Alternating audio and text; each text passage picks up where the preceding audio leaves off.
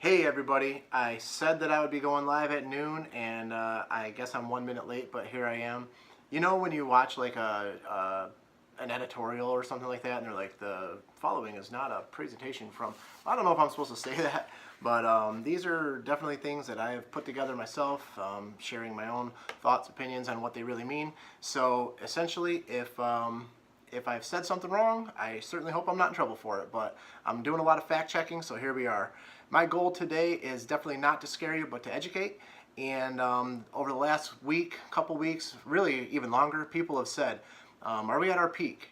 Are we in a bubble? Are we going to crash? And so I want to help alleviate some of those concerns because really the answer is no. Don't tune out now, but the answer is no. Real quick, I bought my first home in 2004 with my wife, and we witnessed all those different, crashes and everything that you witnessed. We were a part of it. We were a part of the loss of $100,000 in value on a home that we bought for $230,000.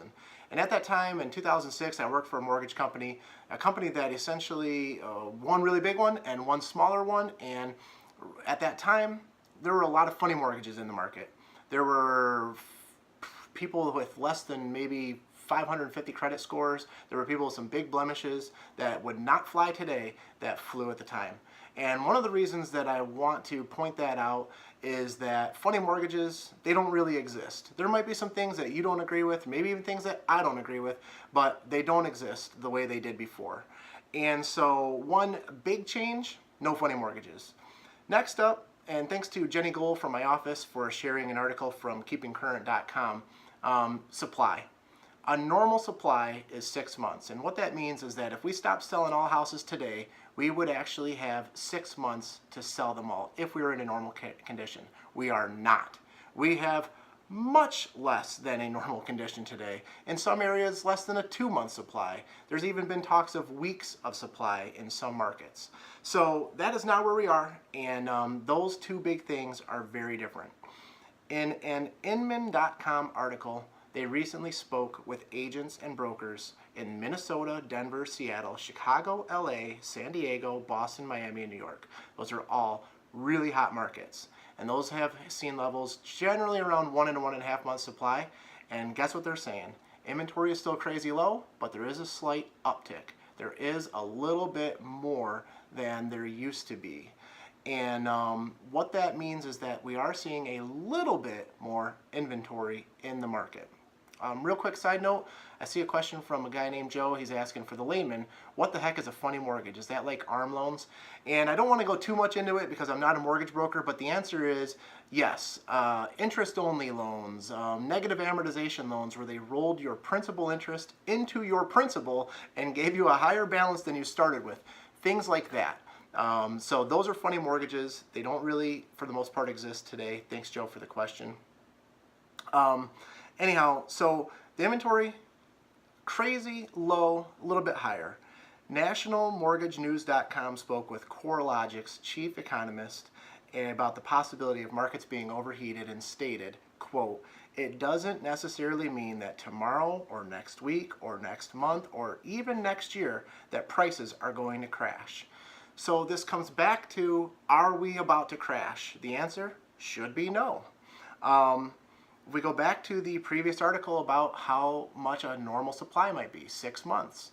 Well, if we get back to a normal supply, at 6 months, then we should get back to a normal appreciation level of 3.6%. That is what we see across the board, and that would be what we would expect to be at, which would again mean not a devaluation, just a slower increase, not double-digit increases like we've seen, sometimes 20 and 30% increases like we've seen. Not as much in Michigan, a couple markets, yes, but for the most part, we've seen it. No bubble popping, no impending crash, a return to normalcy. CNBC interviewed James Young, director of the Washington Center for Real Estate Research at University of Washington. That's a mouthful. He stated that a bubble appears when you have prices going up, but demand is not. Well, ladies and gentlemen, the reason that we have the problem that we have is demand has gone up. So again, if we're concerned about bubbles, if we're thinking about are we in one, are we going to be in one, things like that, then if the demand is there and the demand is going up and the increases are going with it, then we are not in a bubble. A real quick side note, there is some concern out there. And it's not, again, something that we see or have here in Michigan, but it is something that's out there, and that is that some areas, the median income does not match the median sales price. Let's use San Francisco because we hear about it a lot. The median income is actually only around $90,000, but the median sales price is $900,000. And I point this out because I want to point out, just because you hear prices are really high doesn't mean it's a problem. Let's go over to Manhattan, where the median income is 6 figures and the median sales price is upper 6 figures to lower 1 millions, but those two numbers meet. Here in Michigan, almost every market, that's the case. So if you hear that the price is really high, please don't just be scared and say, well, the price is high. Yes, it might be, but generally speaking, the median income in that area is also meeting those expectations. Something else that we have actually seen a little bit is price reductions. Now that's a word that I haven't heard of a lot in the industry over the last couple of years, but it is occurring. In June, Zillow had 10 million homes on their website. Now this includes all their homes for sale by owners, luxury listings, multi-million-dollar listings, quote-unquote regular price listings. And in that 10 million, 14.2% saw a price reduction. That's higher than what we saw in the same time in 2017 and 2016. It was almost about 1% higher. So we are seeing some price reductions. And additionally, 25 of the 35 largest metro areas saw price reductions. Zillow's chief economist said, there are very early signs that the winds may be starting to shift ever so slightly. Now that's an on-the-fence statement if I've ever heard one, but it's there for a reason. Essentially, there are very early signs that the winds may be starting to shift ever so slightly. Really means we're seeing some changes. It's not substantial enough that we can actually call it true data yet, but we might see a little bit of change in inventory, might see a little bit of change in the price structure and things like that. So let's go into price reductions. And if we know one thing, we know that Michigan was slow to recover from the economy years ago. And so we may be a little bit slower to lose out when it comes to the upcoming changes. With that all being said, I did recently speak with a seller in Novi about a home. It was in the $500,000 to $750,000 price range, and I had to point out to them that there were 40-ish homes for sale at that time, and many of them were on the market for over 20 days. We had 107 homes sold in that area. Again, I'm talking about Novi right now. Had 107 homes sold in that area, and almost 50% were on the market for over 30 days.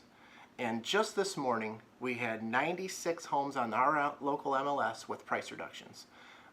Shannon's asking me for stats on the price reductions. I hope that's a good enough stat for you. 96 homes today with price reductions.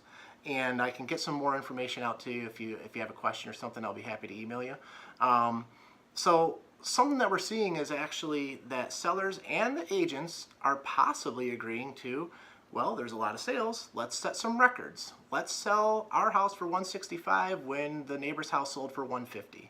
Or there's only been 3 sales in my neighborhood, so let's go ahead and sell this one for $20,000 more than what we sold the last one for. And just because those are happening does not mean that is how you price a home. During our maximum home value assessment, we stress a lot about the way that you price a home is comparing sales recently. If the house next to you sold for a certain price, and the house down the street sold for a certain price, and a house quarter mile away sold for a certain price, we have to compare your home, as long as it is comparable to those, and come up with a price. Here's another thing to think about. And when we think about price reductions, and when we think about inventory changes, where is your price point? If you're above $300,000 right now, there are a lot more homes available to people above $300,000 simply because they can go to builders. Currently, not a lot of builders building below that price point.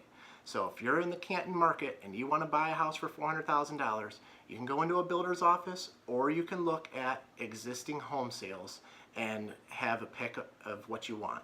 But if you're in the $225,000 price point and you're looking in, say, Livonia, there's not many new construction homes going on, and certainly not at that price point. So everybody that's pricing for $225,000 is looking at the same houses. So if you're above that, pricing it and doing all those things is super important. In a CNN Money interview that I was watching not too long ago, and I was actually taking notes because I knew one day I was going to do this type of video, they were debunking the theory that people are currently over leveraged for homes. And I meant to say that earlier because when I was talking about, the market and the mortgages and things like that, over leverage for homes meaning that people aren't extending themselves further than they can financially. And so if we go back through this entire presentation, I've quoted a lot of times about we don't have the mortgage issues, we don't have inventory issues, and that there are no current people, in the big markets. I named CNBC, CNN Money, a couple other people that are not predicting a crash. So, excuse me, while we are seeing that prices are high, reductions are higher than a year ago, and this is true locally, so there's no bubble bursting, there's no crash pending, there's no market decrease, but a return to normalcy. What does all that mean? If you're a buyer, should you be buying today? The answer, yes, you should be buying today. If you buy today, and we're talking about eventually a return to normalcy, meaning a 3.6% increase in value year over year, that means that whenever you buy, you're going to see the increases that we see until we slow down, and then you'll see that slower increase. If you're a seller, you know that the market is hot right now. If your home is priced appropriately, you know that you're going to have a lot of people interested and potentially a lot of people putting offers on your house. So don't you want to take advantage of that while you still can and keep the ball in your court during negotiations? To me, that answer is yes. But keep in mind, buyers are smart, they're more conscientious, they're starting to become more patient, and if you have a buyer's agent like Jesse or myself, we're educating the buyers more than they've ever been educated.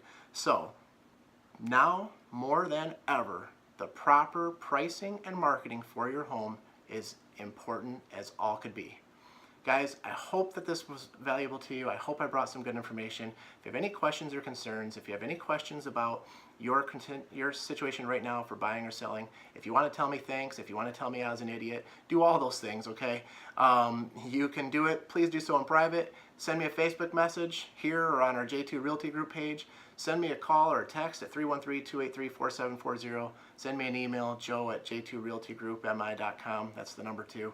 And I was recording this on a separate device, so I'm going to go ahead and put it up on Facebook later if you missed it. Please, happy to hear from you. Thanks, guys.